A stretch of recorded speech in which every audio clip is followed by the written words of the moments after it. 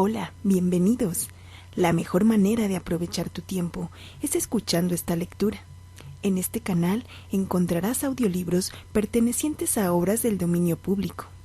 Hoy leeré para ti La Gran Moral, de Aristóteles. Libro primero, capítulo primero, de la naturaleza de la moral. Siendo nuestra intención tratar aquí de cosas pertenecientes a la moral, lo primero que tenemos que hacer es averiguar exactamente de qué ciencia forma parte. La moral, a mi juicio, solo puede formar parte de la política. En política no es posible cosa alguna sin estar dotado de ciertas cualidades. Quiero decir, sin ser hombre de bien. Pero ser hombre de bien equivale a tener virtudes y, por tanto, si en política se quiere hacer algo, es preciso ser moralmente virtuoso. Esto hace que parezca el estudio de la moral como una parte y aún como el principio de la política, y por consiguiente, sostengo que al conjunto de este estudio debe dársele el nombre de política más bien que el de moral. Creo, por lo tanto, que debe tratarse en primer término de la virtud y hacer ver cómo es y cómo se forma, porque ningún provecho se sacará de saber lo que es la virtud si no se sabe también cómo nace y por qué medio se adquiere. Sería un error estudiar la virtud con el único objeto de saber lo que es, porque es preciso estudiarla para saber cómo se adquiere, puesto que en el presente caso queremos, a la vez, saber la cosa y conformarnos nosotros mismos a ella. Y es claro que seremos incapaces de conseguirlo si ignoramos el origen de dónde procede y cómo puede producirse. Por otra parte, es un punto muy esencial saber lo que es la virtud, porque no sería fácil saber cómo se forma y cómo se adquiere si se ignora su naturaleza, como no lo sería el resolver cualquiera cuestión de este género en todas las demás ciencias. Un punto no menos indispensable es saber lo que otros antes que nosotros han podido decir sobre esta materia. El primero que se propuso estudiar la virtud fue Pitágoras, pero no pudo lograr su propósito porque, queriendo referir las virtudes a los números, no creó con esto una teoría especial de las virtudes, pues la justicia, dígase lo que se quiera, no es un número igualmente igual, un número cuadrado. Sócrates, que vino al mundo mucho después que él, trató este punto con más extensión y profundidad, mas tampoco consiguió su objeto. Quiso convertir las virtudes en conocimientos, y es absolutamente imposible que semejante sistema sea verdadero. Los conocimientos solo se forman con el auxilio de la razón, y la razón está en la parte inteligente del alma. Por consiguiente, todas las virtudes se forman, según Sócrates, en la parte racional de nuestra alma, y así, formando de las virtudes otros tantos conocimientos, suprime la parte irracional del alma y destruye de un golpe en el hombre la pasión y la virtud moral. Sócrates, desde este punto de vista, no estudió bien las virtudes. Después de estos dos filósofos vino Platón, que dividió muy acertadamente el alma en dos partes, una racional y otra que carece de razón, y a cada una de estas dos partes atribuyó las virtudes que le son realmente propias. Hasta aquí marcha bien, pero después ya no está bien en lo cierto. Mezcla el estudio de la virtud con su tratado sobre el bien, y en este punto no tiene razón, porque no es este el lugar que debe ocupar. Hablando de los seres y de la verdad, ninguna necesidad tenía de hablar de la virtud, porque en el fondo estos dos objetos nada tienen en común. He aquí cómo nuestros predecesores han tocado estas materias y hasta qué extremo las han llevado. Exponiendo lo que tenemos que decir sobre este punto, no haremos sino continuar su obra. Por lo tanto, es preciso tener en cuenta que todo conocimiento y toda facultad ejercida por el hombre tiene un fin, y que este fin es el bien. No hay conocimiento ni voluntad que tenga el mal por objeto. Luego, si el fin de todas las facultades humanas es bueno, es incontestable que el mejor fin pertenecerá a la mejor facultad. Pero la facultad social y política es la facultad mejor en el hombre, y por consiguiente, su fin es el bien por excelente. Deberemos, pues, hablar del bien, pero no del bien entendido de una manera absoluta, sino del bien que se aplica especialmente a nosotros. No se trata aquí del bien de los dioses, porque esto requiere un estudio distinto e indagaciones de otro género. El bien de que tenemos que tratar es el bien desde el punto de vista político, para lo cual conviene hacer desde luego una distinción. ¿De qué bien se intenta hablar? Porque esta palabra bien no es un término simple, puesto que lo mismo se llama bien a lo que es mejor en cada especie de cosas, y que es generalmente lo que es preferible por su propia naturaleza, que aquello cuya participación hace que otra cosa sea buena. Y entonces entendemos ¿qué es la idea del bien? ¿Nos ocuparemos de esta idea del bien o deberemos despreciarla y considerar tan solo el bien que se encuentra realmente en todo lo que es bueno? Este bien efectivo y real es muy distinto de la idea del bien. La idea del bien es cierta cosa separada, que subsiste por sí aisladamente, mientras que el bien común y el real de que queremos hablar se encuentra en todo lo que existe.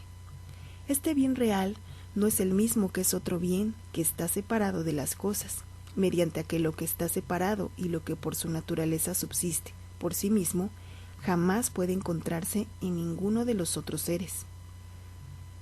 Deberemos por tanto ocuparnos con preferencia del estudio de este bien que se encuentra y subsiste realmente en las cosas.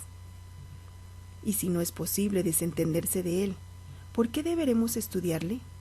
Porque este bien efectivamente es común a las cosas, como lo prueban la definición y la inducción, y así la definición, que se propone explicar la esencia de cada cosa, nos dice que una cosa es buena o que es mala, o que es de tal o cual manera.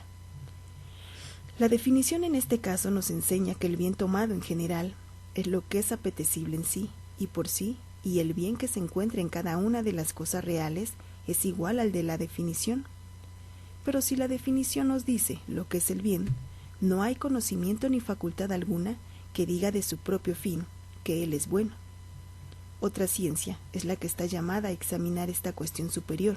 Por ejemplo, ni el médico ni el arquitecto nos dicen que la salud o la casa sean buenas, y se limitan a decirnos el primero que da la salud y cómo la da, y el segundo que construye la casa y cómo la construye. Esto nos prueba claramente que no toca a la política explicar el bien que es común a todas las cosas, porque la política no es más que una ciencia como todas las demás, y ya hemos dicho que no pertenece a ninguna ciencia ni a ninguna facultad tratar del bien como su propio, y por consiguiente no compete a la política hablar de este bien común que nos ha dado a conocer la definición, ni tampoco puede ella tratar de este bien común, según nos lo ha revelado el procedimiento de inducción. ¿Y por qué? Porque cuando queremos indicar especialmente un bien, cualquiera en particular, podemos hacerlo de dos maneras. Primero, recordando la definición general, podemos hacer ver que la misma explicación que conviene al bien en general, conviene también a esta cosa que queremos designar especialmente como buena. En segundo lugar, podemos recurrir al procedimiento de inducción. Por ejemplo, si queremos demostrar que la grandeza del alma es un bien, diremos que la justicia es un bien, que el valor es un bien y en general que todas las virtudes son bienes. Es así que la grandeza del alma es una virtud, luego la grandeza de alma es un bien. Se ve, pues, que la ciencia política no tiene tampoco que ocuparse de este bien común, que conocemos por inducción, porque la misma imposibilidad señalada arriba se ofrecerá en este caso como se ofrece con respecto al bien común, dado por la definición. Porque entonces la ciencia llegaría a decir también que su propio fin es un bien. Por consiguiente, la política debe tratar del bien más grande, pero, añado yo, del bien más grande con relación a nosotros. En resumen, se ve claramente que ni a una sola ciencia ni a una sola facultad pertenece hablar del bien en su totalidad y en tal. ¿De dónde nace esto? Nace de que el bien se encuentra en todas las categorías, en la sustancia, en la cualidad, en la cantidad, en el tiempo, en la relación, en el lugar, en una palabra, en todas sin excepción. Pero en cuanto al bien, que solo se refiere a un momento dado del tiempo, en la medicina, por ejemplo, solo el médico que conoce, lo mismo que la náutica, solo el marino, y en general, en cada ciencia, el sabio que a ella se consagra. En efecto, el médico sabe el momento en que es preciso hacer una amputación, como el marinero sabe el momento en que es preciso hacerse a la vela.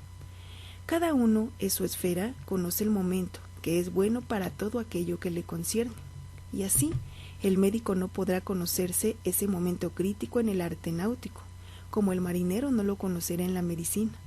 ¿No es pues así como debe hablarse del bien común en general?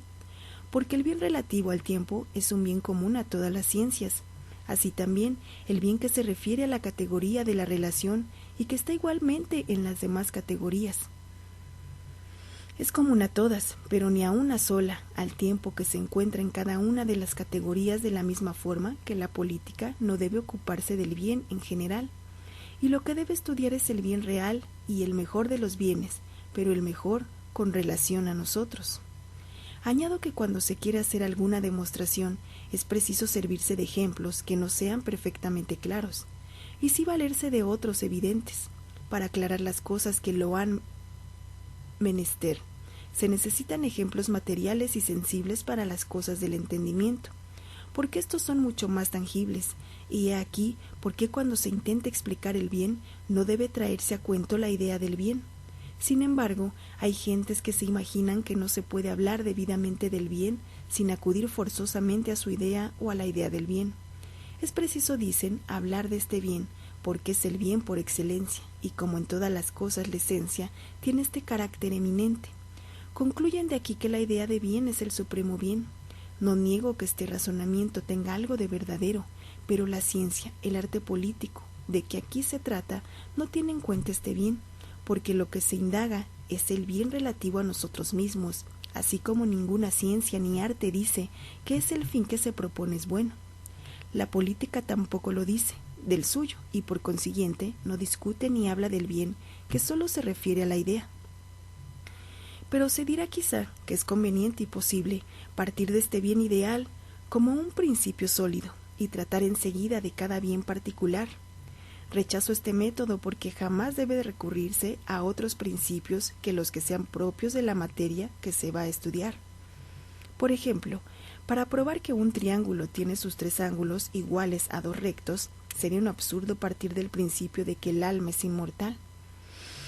Este principio nada tiene que hacer con la geometría, y un principio debe ser siempre propio y ligado con su objeto. Y en el ejemplo que acabo de presentar, se puede muy bien probar que un triángulo tiene sus 3 ángulos iguales a 2 rectos, sin el principio de la inmortalidad del alma.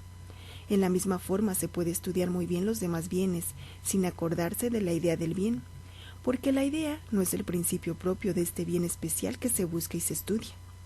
Sócrates persigue una sombra cuando quiere convertir las virtudes en otras tantas ciencias. Mejor hubiera sostenido este otro principio, de que en la naturaleza nada se hace en vano, y entonces habría visto que si las virtudes son ciencias, como dice, resultaría necesariamente que las virtudes son perfectamente vanas. ¿Y por qué? Porque en todas las ciencias, desde el momento que se sabe de una lo que es uno, no solo conocedor, sino poseedor de ella. Por ejemplo, si se sabe lo que es la medicina, desde aquel acto en el que la sabe, es médico. Y lo mismo en todas las demás ciencias, pero nada de esto sucede respecto a las virtudes, porque podrá uno saber lo que es la justicia, no por eso se hace justo en el acto. Y lo mismo sucede con todas las demás, y así las virtudes serían perfectamente vanas en esta teoría. Preciso decir que no consisten únicamente en la ciencia. Capítulo 2. División de los bienes. Sentados estos preliminares, procuraremos distinguir las diferentes acepciones de la palabra bien. Entre los bienes, unos son verdaderamente preciosos y dignos de estimación, otros solo son dignos de alabanza, y otros, en fin, no son otra cosa que las facultades que el hombre puede emplear en un sentido o en otro. Entiendo por preciosos o dignos de estimación los que tienen algo de divino y que son lo mejor respecto a todo lo demás, como el alma y el entendimiento. También tengo por tal lo que es primero y anterior, lo que tiene el concepto de principio y las demás cosas de este género, porque los bienes preciosos son aquellos que se suponen de un gran precio y dignos de un gran honor, de cuya condición participan los que acabamos de enunciar, y así la virtud es cosa muy preciosa, cuando debido a ella se hace uno hombre de bien, porque entonces el hombre que la posee ha llegado a la dignidad y a la consideración de la virtud. Hay otros bienes que solo son laudables, tales son por ejemplo las virtudes, porque la alabanza en este caso de las acciones que ellas inspiran. Otros bienes no son más que simples potencias y simples facultades, como el poder, la riqueza, la fuerza, la belleza, porque estos bienes son de tal calidad que el hombre de bien puede hacer de ellos un buen uso, lo mismo que el malvado puede hacerle malo. Por esto digo que existen solo en potencia. Sin embargo, también son bienes, porque la estimación que se da a cada uno de ellos se gradúa por el uso de que ellos hacen el hombre de bien, y no por el que hace el hombre malo. Además, los bienes de este género deben las más de las veces su origen al azar que les produce. En este caso, por lo común, están la riqueza y el poder, lo mismo que todos los otros bienes que se colocan en la categoría de simples poderes. Puede contarse también una cuarta y última clase de bienes, la de los que contribuyen a mantener y hacer el bien, como por ejemplo la gimnasia para la salud y otras cosas análogas. También se pueden dividir los bienes de otra manera. Pueden distinguirse los bienes que siempre y en todas partes son deseables, y otros que no lo son. Justicia y en general todas las virtudes son siempre y en todas partes deseables. La fuerza, la riqueza, el poder y las demás cosas de este orden no son siempre ni a todo trance apetecibles. He aquí otra división. Entre los bienes pueden distinguirse los que son fines y los que no lo son. La salud es un fin, un término, pero lo que se hace para conservarla no es un fin. En todos los casos análogos, el fin es siempre el mejor que las cosas por medio de las cuales se busca aquel. Por ejemplo, la salud vale más que las cosas que deben procurarla. En una palabra, el objeto universal en vista del cual se hace todo lo demás siempre queda muy por encima de las otras cosas que se hacen para servirle. Entre los fines mismos, el fin que es completo siempre es mejor que el fin incompleto. Llamo completo aquello que, una vez adquirido, no nos deja desear otra cosa, e incompleto cuando después de obtenido, también por nosotros, aún advertimos la necesidad de alguna otra cosa. Por ejemplo, poseyendo la justicia, aún advertimos la necesidad de algo más que ella, pero teniendo la felicidad nada echamos de menos. El bien supremo que buscamos es pues el que constituye un fin último y completo. Este fin último y completo es el bien, y hablando en términos generales, el fin es el bien. Una vez sentado esto, ¿qué deberemos hacer para estudiar y conocer el bien supremo? ¿Será quizás suponiendo que haya de estar ligado a los otros bienes? Esto sería absurdo, y he aquí por qué. El bien supremo, el mejor bien, es un fin último y perfecto, y el fin perfecto del hombre no puede ser otro que la felicidad. Pero como, por otra parte, consideramos la felicidad compuesta de una multitud de bienes reunidos, si estudiando el mejor bien le comprendéis igualmente entre todos los demás bienes, entonces el mejor bien será mejor que él mismo, puesto que es el mejor respecto del todo. Por ejemplo, si estudiando las cosas que proporcionan la salud y la salud misma se fija uno en lo mejor de todo esto, y se halla que lo mejor es la salud, resulta de aquí que la salud es la mejor de todas estas cosas, y la mejor en comparación con ella misma, lo cual es un absurdo. ¿No es quizá este el mejor método para estudiar la cuestión del bien supremo, del mejor bien? Pero será preciso estudiarle aislándole, por decirlo así, de sí mismo. ¿Y no sería también un absurdo este segundo método? La felicidad se compone de ciertos bienes, y averiguar si el mejor bien está fuera de los bienes de que se compone es un absurdo, puesto que sin estos bienes la felicidad separadamente no es nada, porque la felicidad la constituyen estos bienes mismos, pero no podrá encontrarse el verdadero método apreciando el mejor bien por comparación. Me explicaré. Por ejemplo, comparando la felicidad compuesta de todos los bienes que sabemos con las otras cosas que no están comprendidas en ella, no podremos indagar cuál es el mejor bien y por este medio descubrir la verdad. Pero el mejor bien que buscamos en este momento no es simple, y es como si se pretendiese que la prudencia es el mejor de todos los bienes con los cuales se hubiere comparado. Pero no es de esta manera quizá como debe estudiarse el mejor bien, puesto que buscamos el bien final y completo, y la prudencia por sí sola no es completa. No es este, por consiguiente, el mejor bien a que aspiramos, como no lo es ningún otro que se repunte mejor en este mismo concepto. Capítulo 3. Otra división de los bienes. A esto añadiremos que los bienes pueden ser clasificados también de otra manera. Unos pertenecen al alma, como las virtudes, y otros al cuerpo, como la salud y la belleza, y otros no son extraños y exteriores, como la riqueza y el poder, los honores y otras cosas análogas. De todos estos bienes, los más preciosos son, sin contradicción, los del alma. Los bienes del alma se dividen a su vez en 3 clases: pensamiento, virtud y placer. La consecuencia y el resultado de todos estos diversos bienes es lo que todo el mundo llama, y es realmente el fin más completo de todos los bienes. Es decir, la felicidad, siendo en nuestra opinión la felicidad una cosa idéntica a obrar bien y conducirse bien, pero el fin nunca es simple, porque es siempre doble. En ciertas cosas es el acto mismo. El uso, que es su fina manera que, respecto a la vista, el uso actual, es preferible a la simple facultad.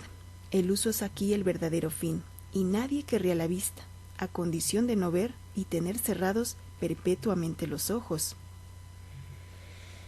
La misma observación tiene lugar respecto al oído y de todos los demás sentidos, en todos los casos en que hay uso y facultad. El uso es siempre mejor y más apetecible que la facultad y la simple posesión, porque el uso y el acto constituyen por sí mismos un fin, mientras que la facultad y la sobreposesión solo existen en virtud del uso.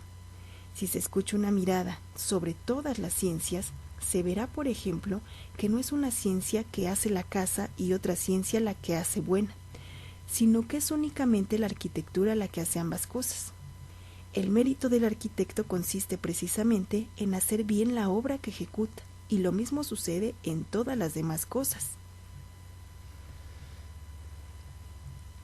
Capítulo 4. De la felicidad. Después de lo dicho, es preciso tener en cuenta que nosotros no vivimos realmente mediante ningún otro principio, sino el de nuestra alma. La virtud está en el alma, y cuando decimos que el alma hace tal cosa, esto equivale a decir que es la virtud del alma la que la hace. Pero la virtud en cada género hace que la cosa de la que ella es virtud sea buena cuando pueda serlo. Y como vivimos mediante el alma, es claro que a causa de la virtud del alma vivimos bien. Pero vivir bien y obrar bien es lo que llamamos ser dichosos, y así, ser dichosos a la felicidad solo consiste en vivir bien, y vivir bien es vivir practicando la virtud. En una palabra, la felicidad y el bien supremo constituyen el verdadero fin de la vida. Por consiguiente, la felicidad se encontrará en cierto uso de las cosas y en cierto acto. Porque, como ya hemos dicho, siempre que se encuentra a un mismo tiempo la facultad y el uso, el verdadero fin de las cosas está de parte del uso y el acto de las virtudes que posee. Y por consiguiente, el uso y el acto de estas virtudes son las que constituyen su verdadero fin. Luego, la felicidad consiste en vivir según piden las virtudes. Por otra parte, como la felicidad es el bien por excelencia y constituye un fin en acto, se consigue que aquí, viviendo según pide la virtud, somos dichosos y gozamos del bien supremo. Consecuencia de esto es que como la felicidad es el bien final y el fin de la vida, es bueno tener en cuenta que solo puede realizarse en un ser completo y perfectamente finito. Me explicaré.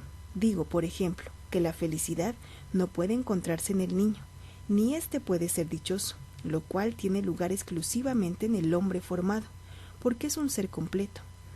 Añado que tampoco se encontrará la felicidad en un tiempo completo e indeterminado, y si en un tiempo completo y consumado, y por tiempo completo entiendo el que abraza la vida entera del hombre, a mi parecer, tienen razón los que dicen que no pueden formarse juicios sobre la felicidad del hombre, sino se recae sobre el tiempo más dilatado de su vida, y el vulgo, atendiéndose a esta máxima, cree que todo lo que es completo tiene que realizarse a un tiempo completamente acabado, y en un hombre completo. He aquí otra prueba de que la felicidad es un acto. Si nos imaginamos un hombre durmiendo toda la vida, de ninguna manera supondríamos que era un ser dichoso durante este largo sueño. Sin embargo, este hombre vive en este estado. pero no vive como exigen las virtudes, y solo vive en realidad, como ya hemos dicho, el que vive en acto. Después de estas consideraciones, vamos a tratar de una cuestión que no será ni completamente propia ni completamente extraña a nuestro asunto. Diremos, pues, que al parecer hay en el alma una parte por la que nos alimentamos y que llamamos parte nutritiva. La razón puede comprender esto sin dificultad, como las cosas inanimadas, por ejemplo las piedras, son evidentemente incapaces de alimentarse. Resulta de aquí que alimentarse es una función de los seres que están animados, que tienen un alma, y si esta función solo pertenece a los seres dotados de un alma, es claro que el alma es la causa de ella. Entre las partes de que se compone el alma hay unas que no pueden ser causa de la nutrición, por ejemplo, la parte que razona, la parte apasionada, la parte concupiscible, y separadas estas diversas partes solo queda en el alma esta otra, a la que no podemos dar mejor nombre que el de parte nutritiva. Pedro podría preguntarse, ¿es posible que esta parte del alma pueda participar también de la virtud? Si pudiese, es evidente que sería preciso que el alma obrase también mediante ella, puesto que la felicidad la constituye el acto de la virtud completa. Si hay o no hay virtud en esta parte del alma, es una cuestión de otro orden, pero si por casualidad la hay, para ella no existe acto, y he aquí por qué. Los seres que pueden tener un acto que sea propio de ellos, y en esta parte del alma de que se trata no aparece movimiento espontáneo. Puede decirse con verdad que se parece algo a la naturaleza del fuego. El fuego devora cuanto en él se arroja, pero si no le echáis material, ningún movimiento hace él para ir en su busca. Así sucede con esta parte del alma. Si se le suministra alimento, nutre al cuerpo, y si no se le suministra, no tiene el poder propio y espontáneo de nutrirle. Donde no hay espontaneidad, no hay actor, y por consiguiente, esta parte del alma no contribuye nada a la felicidad. Después de lo que precede, debemos explicar la naturaleza propia de la virtud, puesto que el acto de la virtud es el que constituye la felicidad. Por lo pronto, puede decirse, de una manera general, que la virtud es la facultad y la disposición mejor del alma, pero quizás una definición tan concisa no baste, y habrá necesidad de desenvolverla para hacerla más clara. Capítulo 5. División del alma en dos partes y virtudes, propias de cada una. En primer lugar es preciso hablar del alma, en la que reside la virtud, pero aquí no tenemos que tratar de la esencia del alma, porque esta cuestión corresponde a otro lugar, y así nos limitaremos a bosquejar sus rasgos principales. El alma, como acabamos de decir, se divide en dos partes, una racional y otra irracional. En la parte que está dotada de razón se distingue la prudencia, la sagacidad, la sabiduría, la instrucción, la memoria y otras facultades de este género. En la parte irracional es donde se encuentra lo que llamamos virtudes, la templanza, la justicia, el valor y todas las demás virtudes morales que son dignas de estimación y de alabanza. Cuando las poseemos a ellas, debemos el que se diga que merecemos la estimación y los elogios. Mas con respecto a las virtudes de la parte racional del alma, jamás se recibe por ellas alabanza, y así sucede que nunca se alaba a uno directamente por ser sabio, por ser prudente, ni en general por ninguna de las virtudes de esta clase. Quiero decir que únicamente se alaba la parte irracional del alma, en tanto que puede servir y sirve a la parte racional obedeciéndola. Pero la virtud moral se destruye y se pierde a la vez por sobra y por falta. Que esta sobra y esta falta destruyen las cosas es muy fácil de ver en todas las afecciones morales. Más como para las cosas oscuras, es preciso valerse de ejemplos perfectamente claros. Cito los ejercicios gimnásticos para que pueda fácilmente cualquiera convencerse de esta verdad. La fuerza se destruye lo mismo cuando se practican ejercicios exagerados que cuando no se ejecutan los convenientes. En la comida y en la bebida sucede lo mismo. Tomadas en gran cantidad se pierde la salud, y si se toman en muy poca también parece, y solo manteniéndose en una justa medida, en un término medio, es como se conserva la fuerza y la salud. La misma observación puede hacerse con respecto a la templanza, al valor en general, a todas las virtudes. Por ejemplo, Si se supone un hombre tan poco accesible al temor, que no teme ni aun a los dioses, esto no será valor, será locura. Si por el contrario suponéis que a todo teme, será un cobarde. El corazón verdaderamente valiente no será ni el del que teme a todo, ni el del que no teme a nada absolutamente. Las mismas causas son, por tanto, las que aumentan o destruyen la virtud, y así los temores, cuando son demasiado fuertes y en todo influyen indistintamente, destruyen el valor, así como le destruyen las obcecaciones que hacen que no se tema nada. El valor se refiere a los temores, y los temores moderados aumentan el valor verdadero, donde se ve que unas mismas causas aumentan y destruyen el valor, porque siempre son los temores los que producen en nosotros estos diversos sentimientos. La misma observación puede hacerse con respecto a las demás virtudes. Capítulo 6. De la influencia del placer y del dolor sobre la virtud.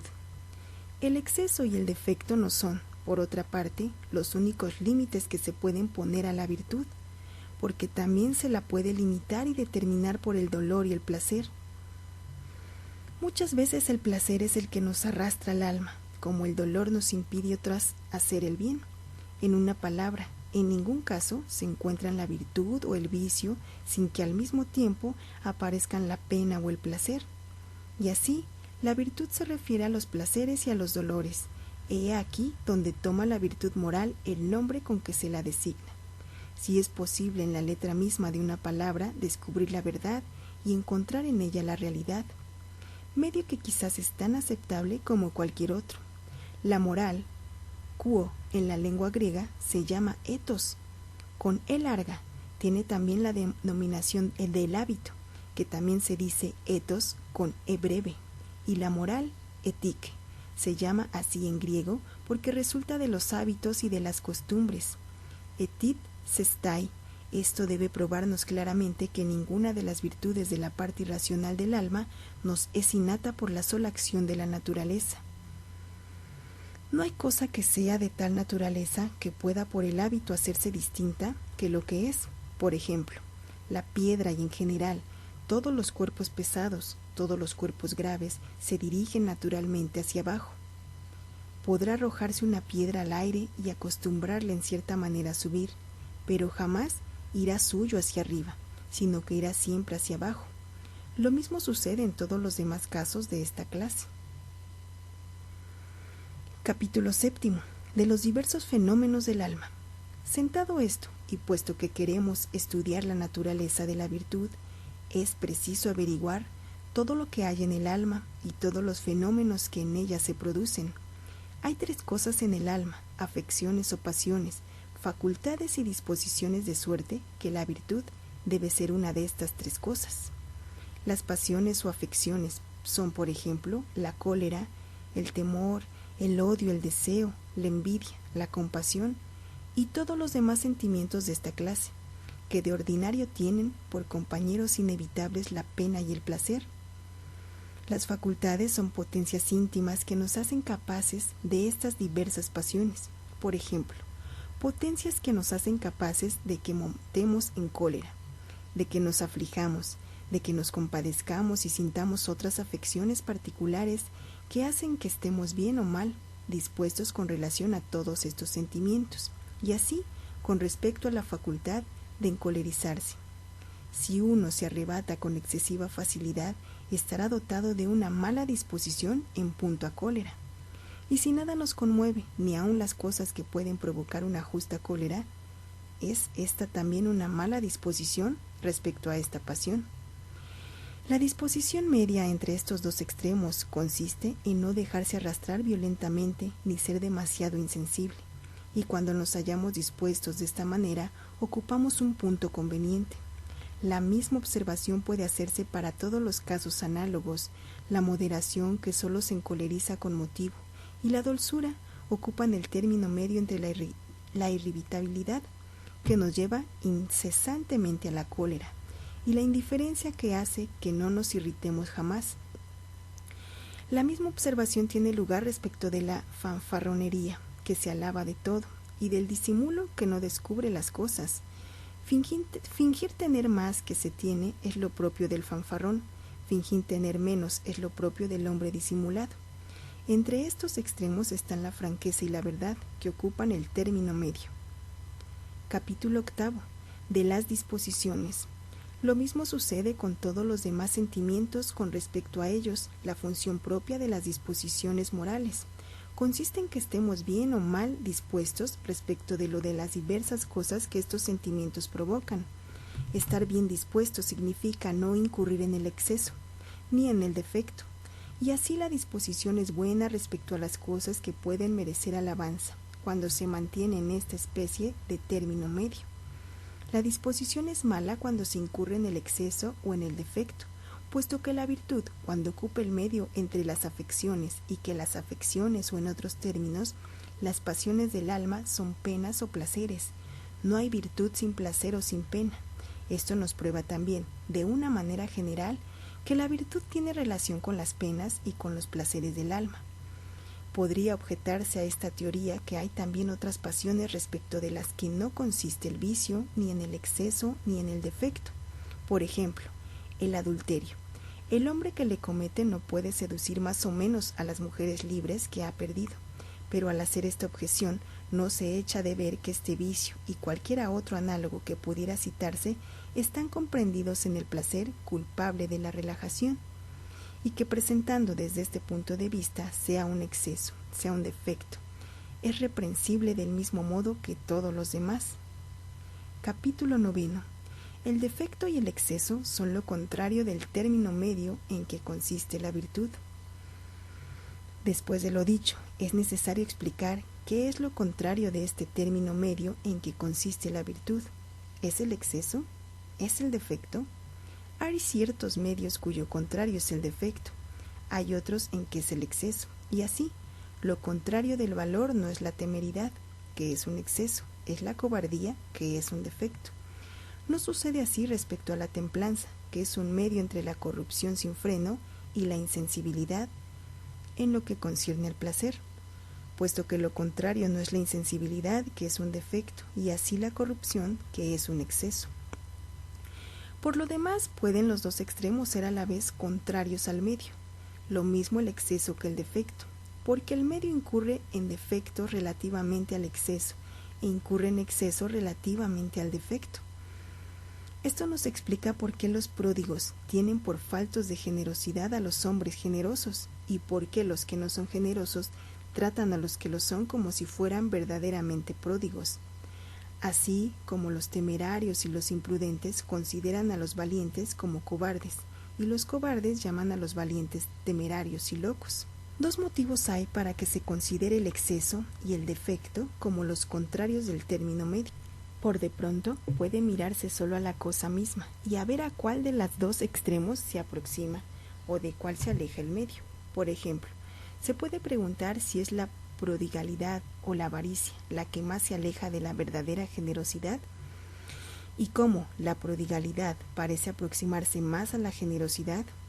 Resulta que esta, la avaricia, más distante del medio. Las cosas más lejanas del medio parecen igualmente las más contrarias, si solo nos atenemos a la cosa misma.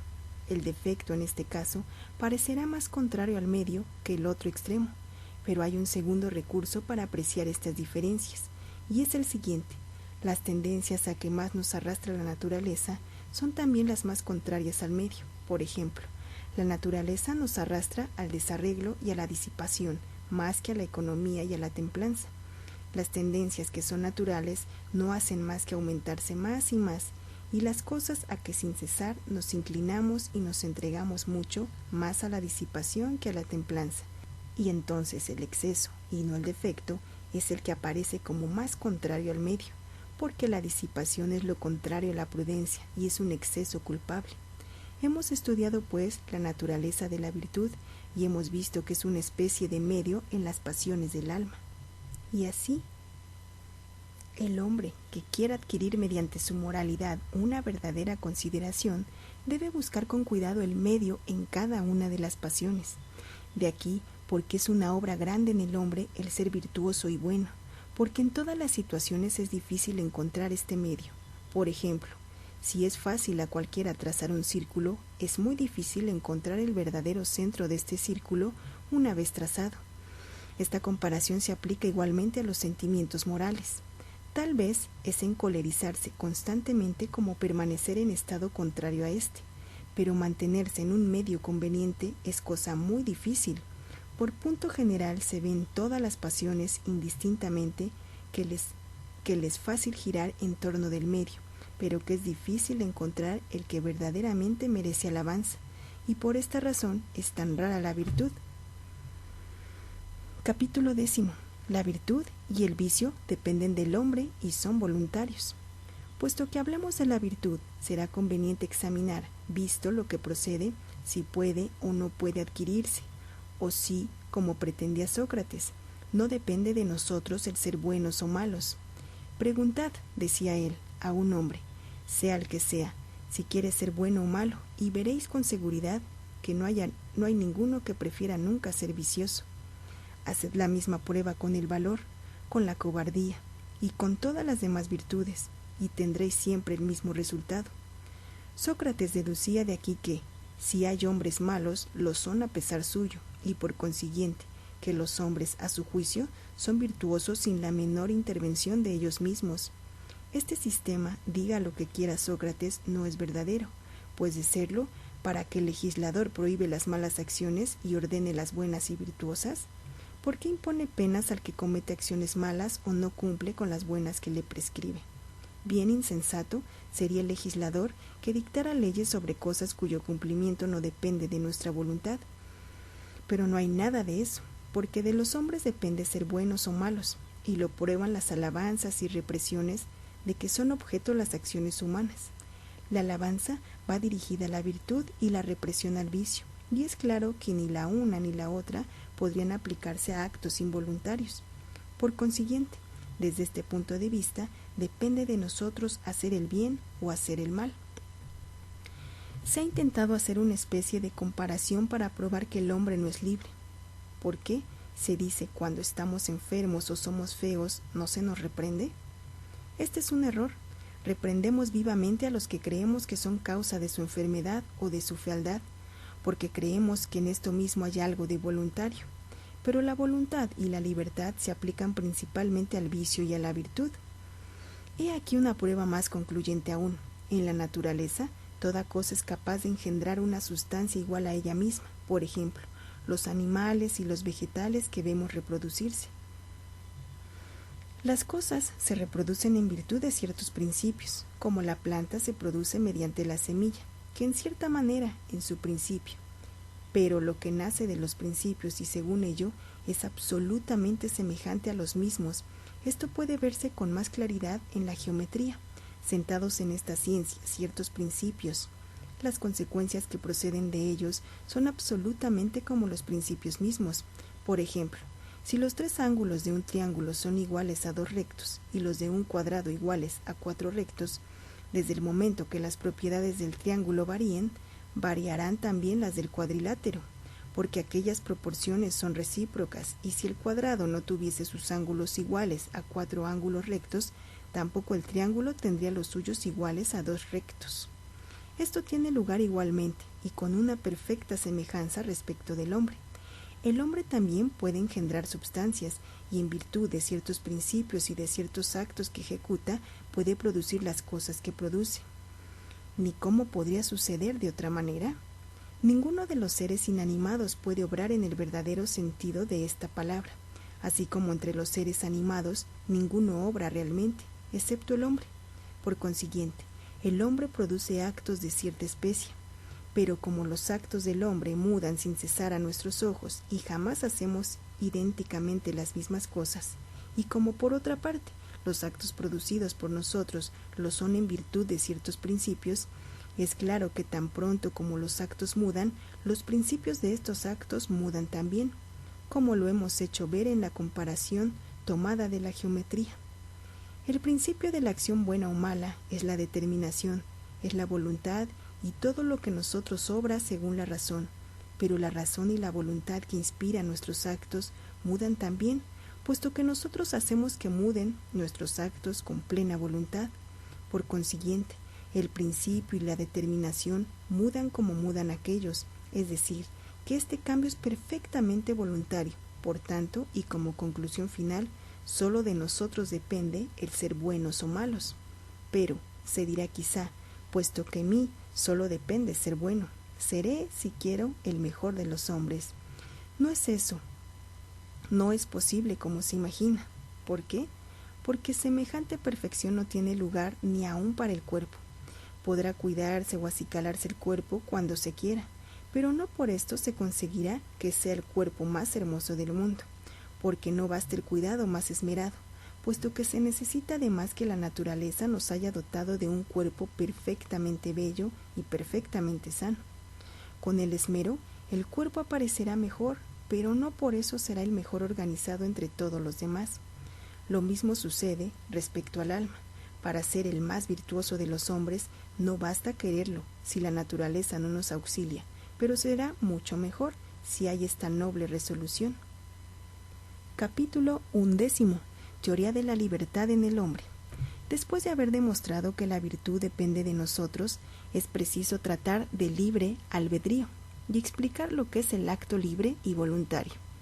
Porque tratándose de la virtud, el libre albedrío es el punto verdaderamente esencial. La palabra voluntario designa, absolutamente hablando, todo lo que hacemos sin vernos precisados por una necesidad cualquiera. Pero esta definición exige quizá que se la aclare por medio de algunas explicaciones. El móvil que nos hace obrar es, en general, el apetito. Pueden distinguirse 3 especies de apetitos: el deseo, la cólera y la voluntad. Indaguemos, en primer lugar, si la acción a que nos obliga el deseo es voluntaria o involuntaria. No es posible que sea involuntaria. ¿Por qué? ¿Y de dónde nace esto? Todo lo que hacemos que no proceda de nuestra libre voluntad, solo lo hacemos por una necesidad que nos domina, y en todo lo que se hace por necesidad, advertimos un cierto dolor como su resultado. El placer, por lo contrario, es una consecuencia de lo que hacemos movidos por el deseo. Así pues, las cosas que se hacen por el deseo pueden ser involuntarias, por lo menos en este sentido, y antes bien son ciertamente voluntarias. Es cierto que a esta teoría podría oponerse la que se ha ideado para explicar la intemperancia. Nadie se dice hace el mal por mero gusto, sabiendo que es el mal, y por tanto, el intemperante, incapaz de dominarse, sabiendo lo que hace es malo, no por eso se abstiene de hacerlo. Y es porque sigue el impulso de su deseo, no obra con una voluntad libre y se ve arrastrado por una necesidad fatal. Refutaremos esta objeción con el mismo razonamiento sentado más arriba.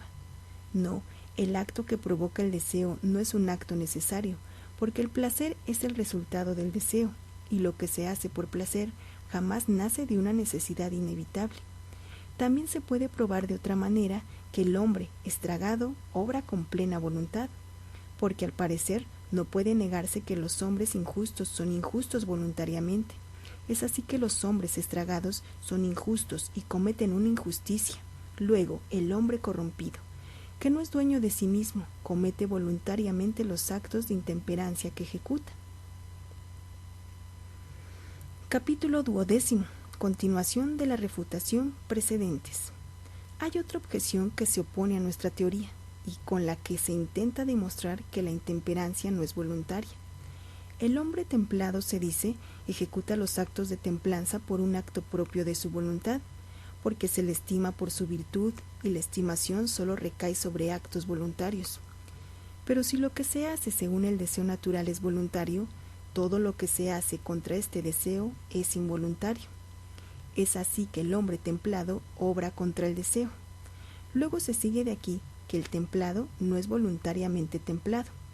Pero evidentemente este es un error, pues que resulta que lo que se hace según el deseo tampoco es voluntario. Un sistema del todo semejante se aplica a los actos que se refieren a la cólera, porque los mismos razonamientos que valen respecto del deseo valen igualmente respecto a la cólera, y presentan la misma dificultad, puesto que se puede ser templado e intemperante en punto a la cólera. La última de las especies que hemos distinguido entre los apetitos es la voluntad, y nos falta indagar si es libre.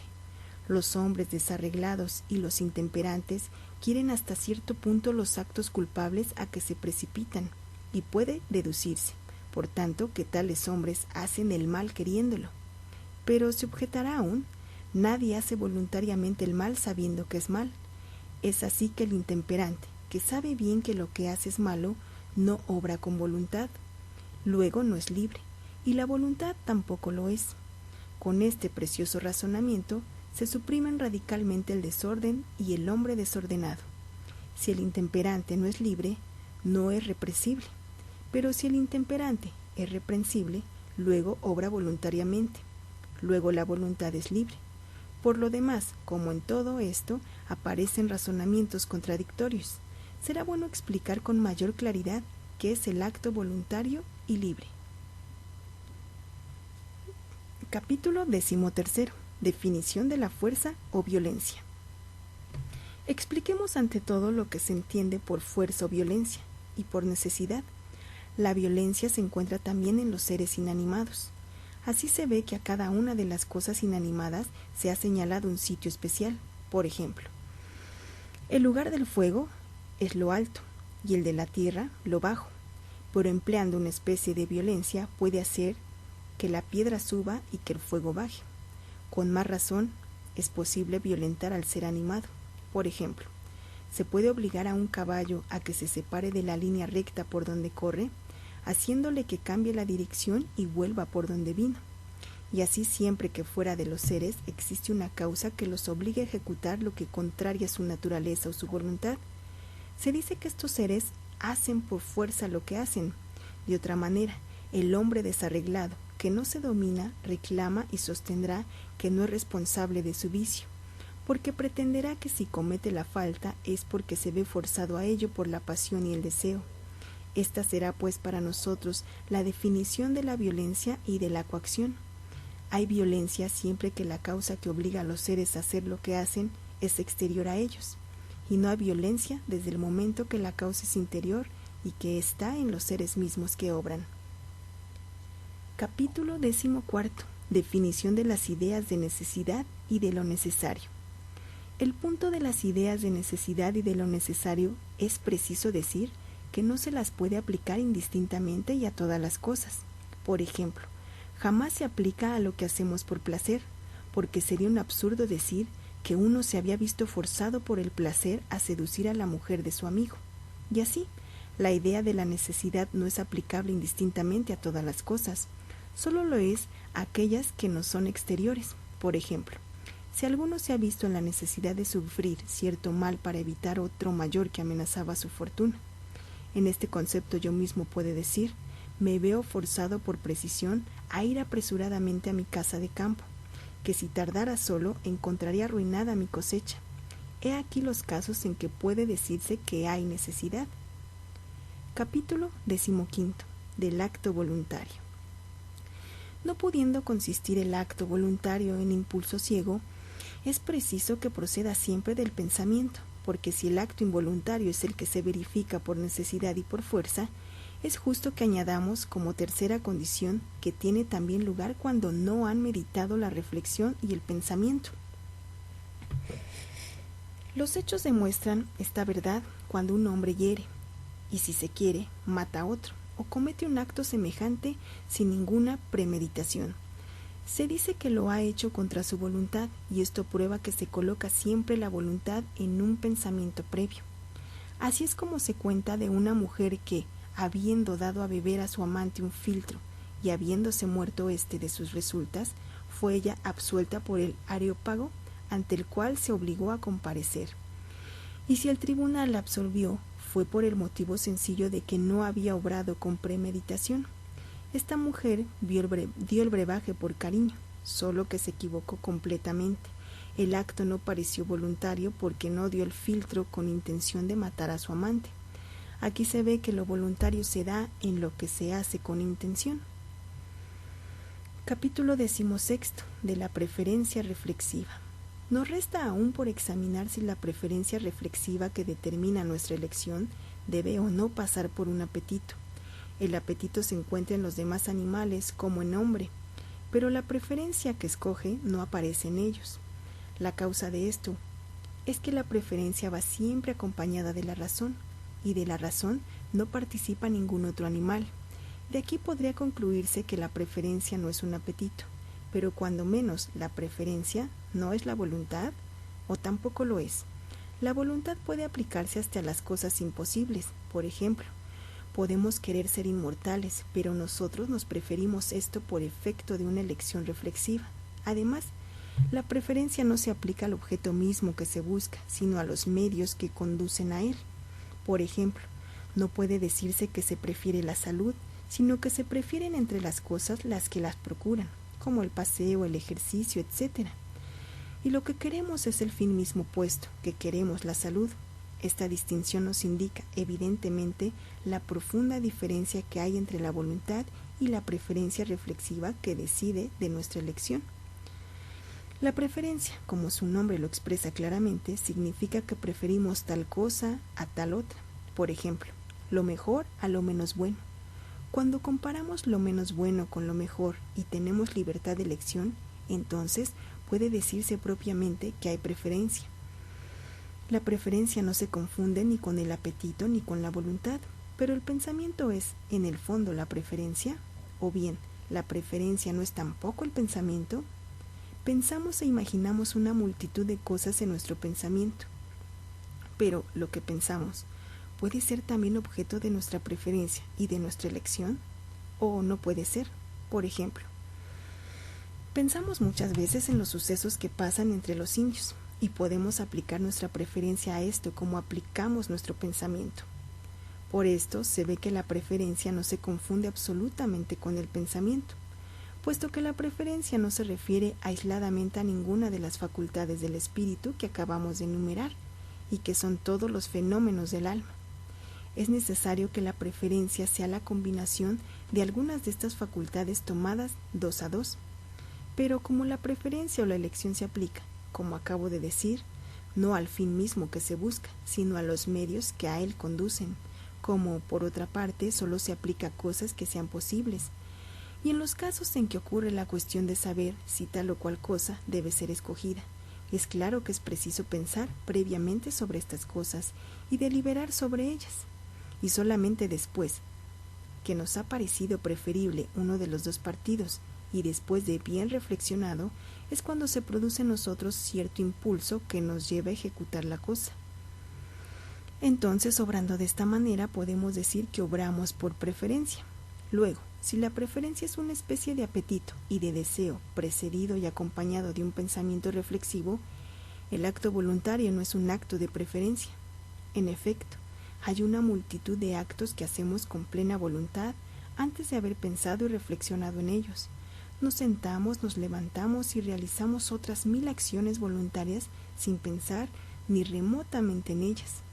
Al paso que, visto lo que se acaba de decir, todo acto que se hace por preferencia siempre va acompañado de pensamiento. En este concepto, el acto voluntario no es un acto de preferencia, pero el acto de preferencia siempre es voluntario, y si preferimos hacer tal o cual cosa después de una madura deliberación, la hacemos con plena y entera voluntad. Legisladores ha habido, aunque en corto número, que han hecho la distinción entre el acto voluntario y el acto premeditado, formando con ellos distintas clases e imponiendo penas menores por los actos de voluntad que por los de premeditación. La preferencia solo cabe en las cosas que el hombre puede hacer y en los casos en que depende de nosotros obrar o no obrar de tal manera o de tal otra, en una palabra, en todas las cosas en que puede saberse el porqué de lo que se hace, pero el porqué o la causa no son absolutamente simples. En geometría, cuando se dice que el cuadrilátero tiene sus 4 ángulos iguales a 4 ángulos rectos y se pregunta el por qué, se responde porque el triángulo tiene sus 3 ángulos iguales a 2 rectos. En las cosas de este género, remontándose a un principio determinado al instante, se sabe el por qué, pero en los casos en que es preciso obrar y en que son posibles las elecciones y las preferencias, no sucede lo mismo, porque ninguna preferencia es fija si está determinada. Mas si se pregunta, ¿por qué habéis hecho esto?, no se puede menos de responder, porque no podía hacerlo de otra manera, o bien porque tuve eso por mejor. Se escoge el partido que parece mejor solo en vista de las circunstancias, porque estas son las que nos deciden a obrar. Además, en las cosas de este género es posible la deliberación para saber cómo se debe obrar, pero es muy distinto cuando se trata de cosas que se saben a ciencia cierta. No hay precisión de deliberar para saber cómo se escribe el nombre de Arquicles, porque su ortografía lo dice, y se sabe positivamente cómo debe escribirse. Si en esto se comete una falta, no está en el espíritu, estará únicamente en el acto mismo de escribir. Y es que en todos los casos en que no cabe error en el espíritu no se delibera, y solo en las cosas en que la manera como éstas deben de ser no está exactamente determinada es cuando puede tener lugar el error. Pero la indeterminación se encuentra en todas las cosas que el hombre puede hacer y en todas aquellas en que puede ser falta doble, y en dos sentidos diferentes. Nos engañamos en las cosas que tocan a la acción y por consiguiente también a las cosas que se refiere a las virtudes. Fijos los ojos en la virtud, nos extraviamos sin embargo en los caminos que nos son naturales y conocidos. Entonces puede encontrarse la falta, lo mismo en el exceso que en el defecto, y podemos vernos arrastrados a uno o a otro de estos extremos por el placer o por el dolor. El placer nos arrastra a obrar mal y el dolor a huir del deber